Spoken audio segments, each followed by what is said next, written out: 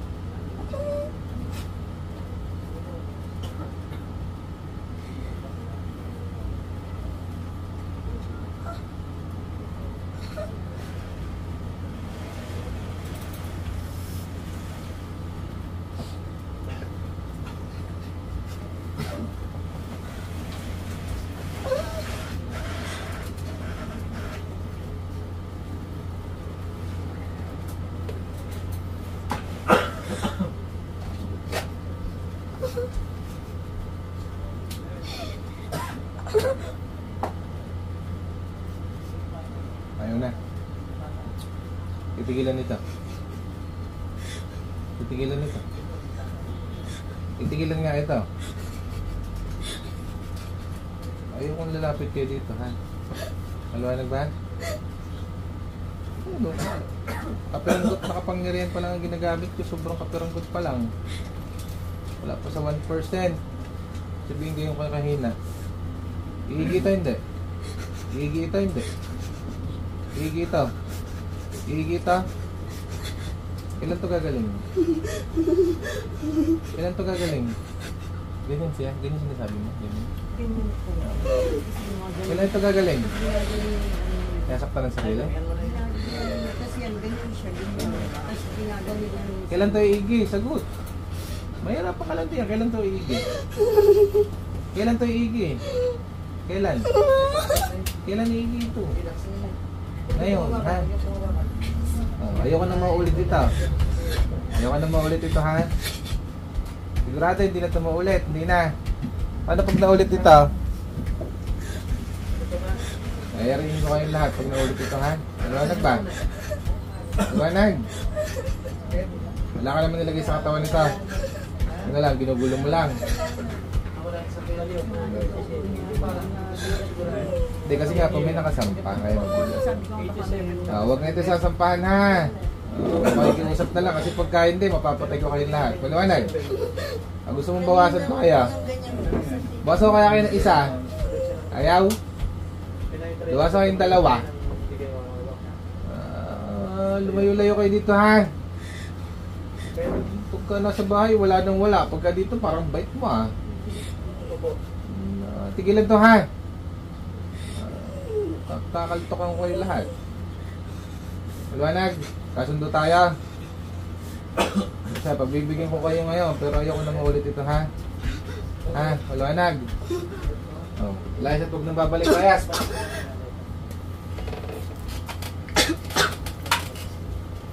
Hi, good morning. Hi.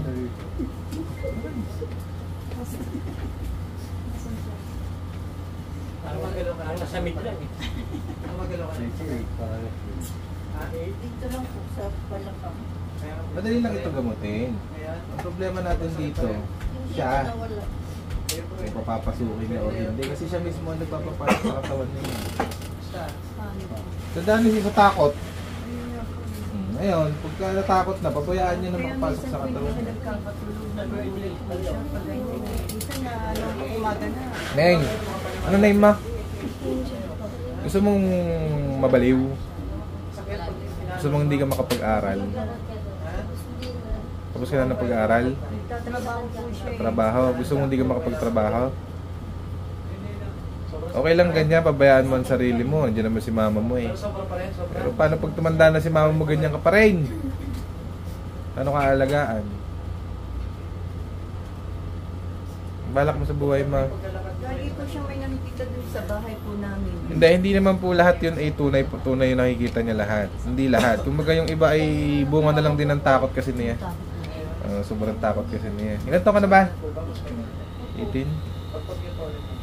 Nag-college ka? Ano po, grade 12 po. Grade 12 lang. Tapos nagtatrabaho po siya sa landlord. Ba't ayaw mag-college nito? Kailangan po Okay. single parent po. Okay. Pero sana yung makapag-college muna. Hindi po sana sabi ko, ang ano ko po sa kanya yung mag-nursing po talaga. Ayun naman po yung nag-usapan namin. Hindi, ganito. Puputulin ko kayo. Yan sa pagka-college na yun, huwag po kayo ang masusunod, ha? Alam ko naman kaya gusto nyo nursing kasi maganda ang future. Alam ko naman ang punto ninyo. Yun nga lang, iba na po kasi ang mga kabataan ngayon eh. Ha? Pero sir, yun din po yung gusto nyo naman yun talaga. Na. Nangyari yung po. Anong totoong gusto mo? Ano? Criminology. Criminology. Sabagay na bagay niya yun. Sa tatanungin ko, nangunguna agad kayo eh. Typical na Pinay na nanay kayo eh. Dahil yan ang gusto niya. Anak ng tipakalong. Kaya inaasar tayo sa US eh. Manay na nurse ang Yun nga lang po, nung nagkasakit po ako nung last year, sabi niya, mama mo nga hindi mo kakayanin, sabi niya, mag-stop na lang ako, sabi niya, hindi lang mo mag-aaral ng kailangan po ito yung makapag-college, ha? Hindi pwedeng hindi, ha? Sa ngayon kasi, single parent ka, kailangan nyo talaga ng tulong. Pero tandaan niyo, mas makakatulong ito sa inyo kung makakatapos ito ng college.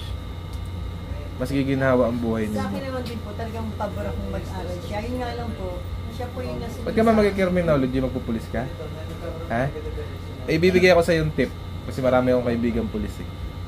Huwag ka mag-criminology kung gusto mong magpulis.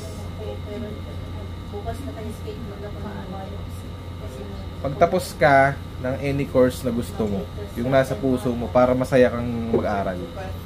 Kaya pagkatapos mo ng course na yon, saka ka mag-apply ng pulis. Bakit? Medyo lalamang ka kapatid sa mga tapos ng criminology. Alam mo bakit? Kasi meron kang specialty. Alam mo, more on computer ka. Tapos ka ng IT, saka ka mag-pulis. May expertise ka. Sa ano po siya, yung painting ng side po. Ha, maliwanag. Huwag ka mag-criminology. Naniwala ka sa akin, napakarami kong kaibigan pulis. Lahat sila nagsasabi sa akin, kung may mga anak kayo gusto magpulis siya, huwag niyong pag-criminology. Tapusin niyo muna any 4-year course. Saan niyo i-apply ng ano. Kung pulis ka pa, sa Encanto lang, takot ka. Anak ng tipakulong ka. Okay ka muna sa vlog ko. Ito, matawa ka na. Papaluin kita eh. Kanina. So, okay na. Tayo yung palayok.